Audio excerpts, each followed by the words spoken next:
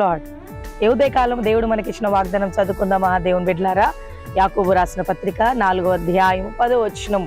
ప్రభు దృష్టికి మిమ్మును మీరు తగ్గించుకునుడి, అప్పుడు ఆయన మిమ్మును హెచ్చించును. దేవుని బిడ్డలారా, దేవుని విషయంలో అన్ని విషయంలో మనం ఎంత తగ్గించుకొని దీనులుగా యథార్థంగా ఆయన దృష్టికి మనము కనబడతామో, మన ప్రభు ఆ తగ్గింపును చూసి అన్ని విషయంలో, నీ కుటుంబంలో కావచ్చు, నీ ఉద్యోగంలో కావచ్చు, మరి సంఘములో కావచ్చు, ఎక్కడైనా ఆయనని మిమ్మల్ని హెచ్చిస్తాడు.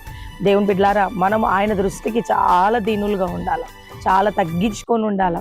పాట విషయంలో కానీ, వాక్యం విషయంలో కానీ, ఏ విషయంలోనైనా దేవుని బిడ్డలారా, మనల్ని మనం హెచ్చించుకోదు.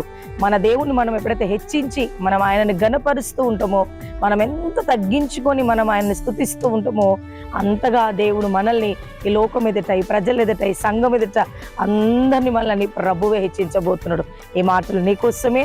తగ్గించుకొని దేవుని వైపు చూడు, దీనురాలుగా ప్రార్థన చేయి, దీనుడిగా ఆయన వైపు చూడు. తప్పకుండా ఒకరోజు ప్రభు నిన్ను ఘనముగా హెచ్చించబోతున్నాడు.